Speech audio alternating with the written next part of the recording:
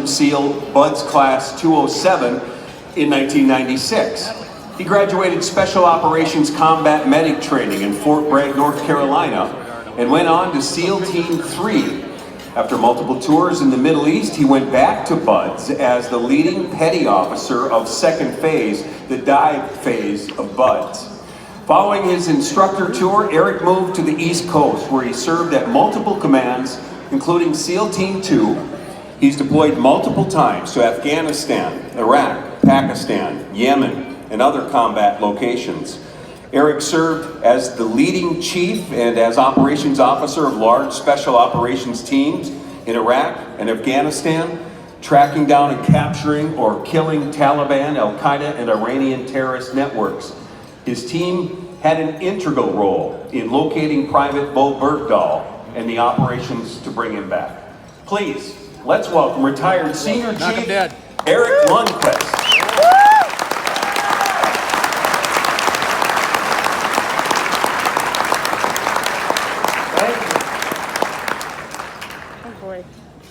Thank you. Well, to be here tonight is both an honor, a huge honor, and a contractual obligation. I actually had an opportunity to volunteer with MMAF for about 5 or 6 years, and it was a great opportunity, so I appreciate that. And I moved to Texas, and so I kind of left the steering committee, and I was asked to come back here, so it's really awesome to be here. I know you're all anxious to hear what the SecDef has to say, and Roger asked me to be brief.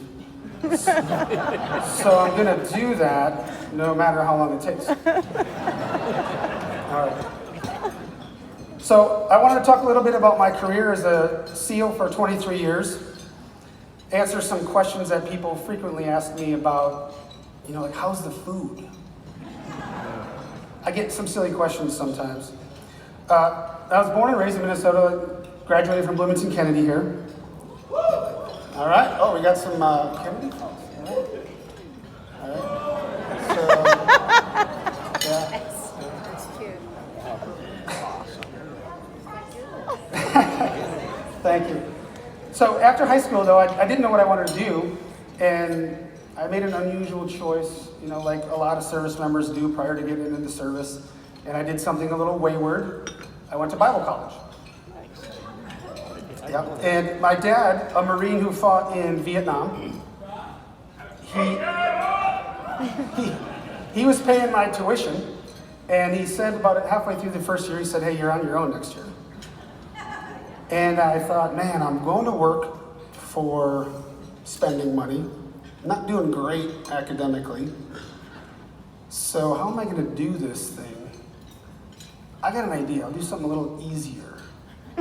So I bought a book on SEALs, and I'm hooked. All right?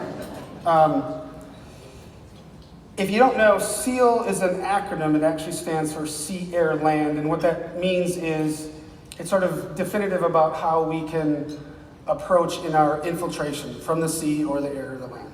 So that's where that comes from. So I'm at Bible college and deciding this is what I really want to do. And I needed a little bit more confirmation. So one morning I'm going to class, and I go to a sort of an announcement service, and they open with a hymn. They're going to give announcements for the day or the week, and they open with a hymn. And the hymn is Holy, Holy, Holy. And there's a verse with a line.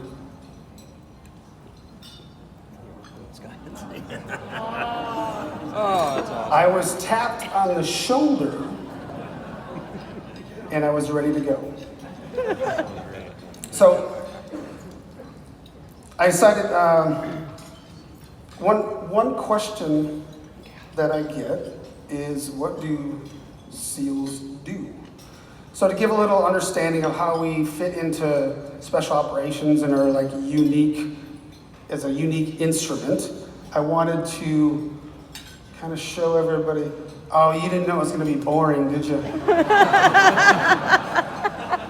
Oh, there's an HR guy back there going, yes!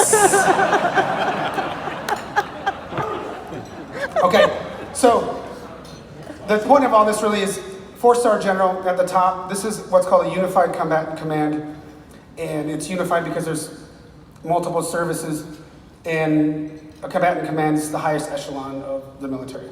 So, Navy Special Warfare, of course, we're in the water, so we have this amazing capability to maritime operations, right? So we have this utility in the water. And we have mini subs that handle national strategic missions, and of course we're on the ground. We've been on the ground for decades. And on the ground we're doing direct action missions and kicking doors in and finding people, high value targets. Now the Army Special Operations, called Special Forces or Green Berets, they do very much similar things. They're not as broad as we are. They're much more specialized in different teams. One of their bread and butters is training foreign forces or sometimes guerrilla forces. And they go back to World War II and Berlin. And some of the stuff they do is is involved in the diplomatic decision process. Air Force, of course, they have a lot of aircraft that are specially equipped to handle a lot of our operations. And they have some ground guys that are air traffic controllers that can handle 17 layers of aircraft with bombs and surveillance. All right, and then the Marine Corps also has small units that are very similar to SEAL teams. They're a little bit newer to SOCOM, and I'm looking over at the general, so this is like a test. But so they're a little bit newer, so they're a little bit smaller, but they do very much similar stuff. So another thing is, what's the scariest thing you've ever done? Well, I don't know. Scary is kind of a word that it's more like anxiety. I did get married a second time.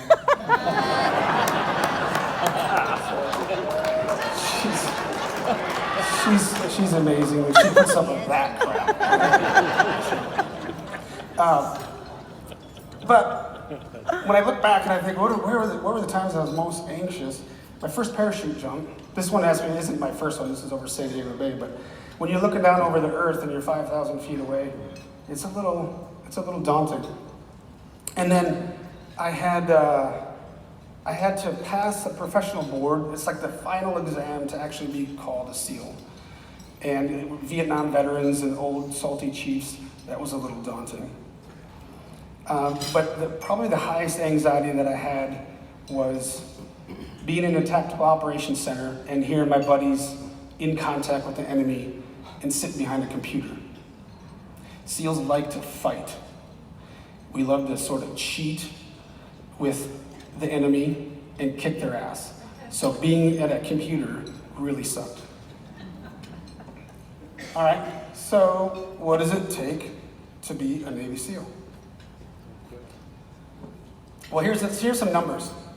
5,780 push-ups, 5,500 sit-ups, 75 miles running, 55-mile rowing in a small rubber boat, 8 miles of low crawl, you might think of it as an army crawl, and 14 hours of just sitting static in the 60-degree ocean water, plus a whole bunch of other extreme exercise numbers.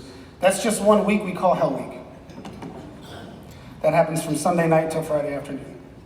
And that's part of a 2-year program. And the mindset that it takes to get through it, interestingly, I talked to small businesses and some companies about the success mindset. And Stanford did some studies there on, what is it that these guys have to get them through training. And they spent 4 or 5 years and some Navy money to try to figure it out. And the point was to save the Navy money through the attrition that we have, which is about 33 to 35% pass rate by the time they actually show up to San Diego. So they wanted to figure it out. Well, they didn't figure it out. They said there's no background, there's no race, religion, creed, socioeconomic status. They just want to be there. So they went back to the drawing board and they figured out, okay, well, they talked to veteran SEALs, and they said, well, this is what they've got. So we have this ability to take massive goals and break them down to small chewable bits. Sometimes in Hell Week, it's just get to lunch. And then we have this visualization that we all do. So the whole time in training, I'm thinking of myself in these cool, secret, super secret operations when I was just a young tadpole. And then we have this sort of self-talk or mantra that we just repeat our goals and our visualizations in our head. And then we breathe a certain way. So there's actually a right way to breathe. And you might think of it as meditation, but we're sort of doing it all the time. And it sort of controls the physiology of the body and reduces cortisol, which is a stress hormone, because obviously there's some stress involved. So the Navy spent thousands of dollars, and they could have bought a $17 book called Think and Grow Rich, because it says the same thing. So, finally, I had one student that we had to drop as an instructor for performance failures. And when we're doing this, we have a board panel of instructors with one chief. And we tell him, hey man, you're not gonna make it. And then we go from instructor to sort of mentor status, because this guy's got to serve successfully in the Navy for another few years or whatever he's enlisted for. And he got candid with us, and he goes, it kind of seems like you guys only pass good-looking dudes. And the chief of the board says, maybe you should have joined the Marines.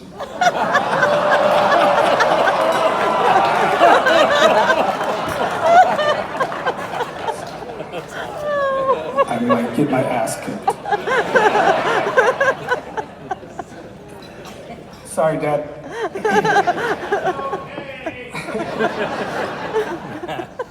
All right. Is it true they drown you in training? Okay, this is sort of semantics. But people ask this question, I know I told you sometimes it's silly. So, medically speaking, if you pass out or go unconscious underwater, it's called near drowning. Now, drowning is death. So if you near drown, you're still slightly alive. So, but you see what happens is we have like one-on-one instructor student. And it happens sometimes, so we got to pull them out. We revive them almost always without incident. We have medical staff and everything. They usually. All right. Okay. As this next slide shows up, I'm looking at my daughter's boyfriend.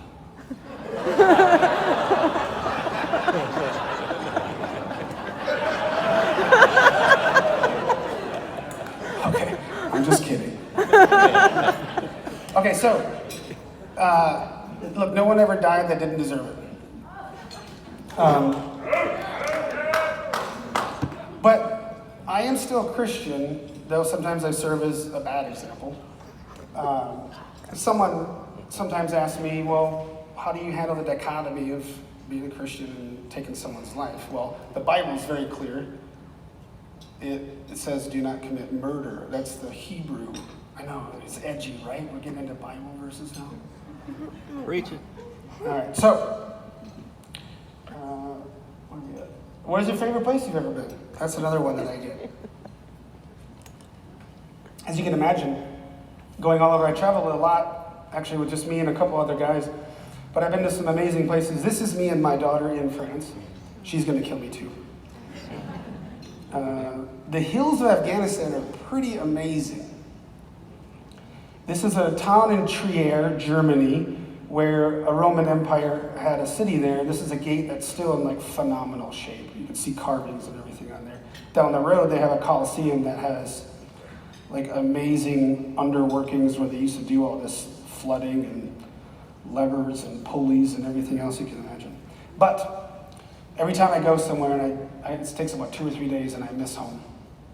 So home is the best place. This country is still the best place on earth.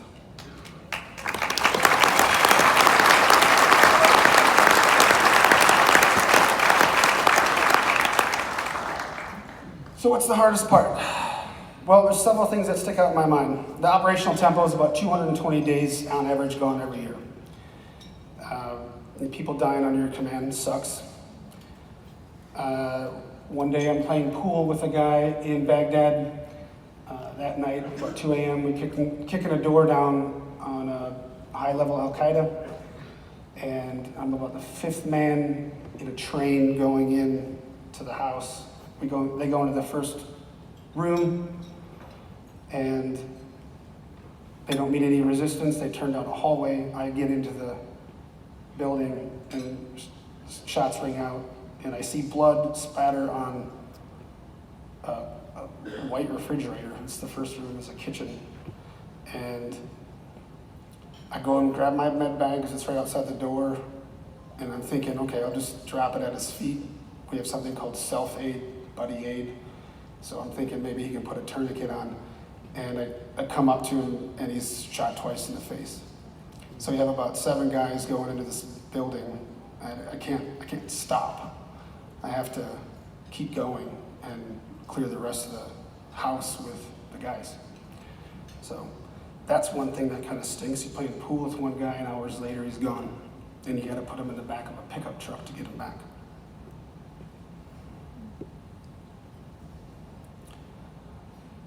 Sometimes when you're deployed and you have family back home, obviously they face challenges too. I was getting ready for a time-sensitive target, putting gear on, and I had my own little living space. It's kind of luxurious being a SEAL. I know you guys slept in holes next to your Humvees.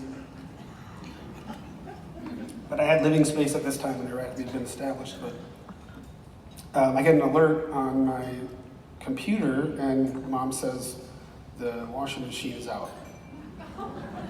Right? So I make a quick call and just tell her, hey, you gotta call the home warranty company and they'll come and take care of it. I set it up because I'm prepared. And that was nothing. But I bring it up because what is the utility of $500? You know, when you look at maximum utility, you think, $500 probably has come up like this. There's almost 19,000 recipients that have gotten this. So I want to say from me and my brothers and sisters that are combat vets from Minnesota, thank you for being here tonight. I appreciate that. However, the hardest part is, you never know exactly when you're going to leave. So getting everything tidy all the time and keeping it ready for when you are going to be gone. But then you have to have this conversation with young children. And they're not dumb. They see the news. They hear your phone calls. And I remember a conversation with my 7-year-old. I'm leaving the next day, and she's asking me all these questions. Why do you have to go? And you have to explain, well, I got to get the bad guys. And then she says, what if you don't come home? And that was the toughest part for me. By the grace of God and the security of so many massively talented service members, I made it home.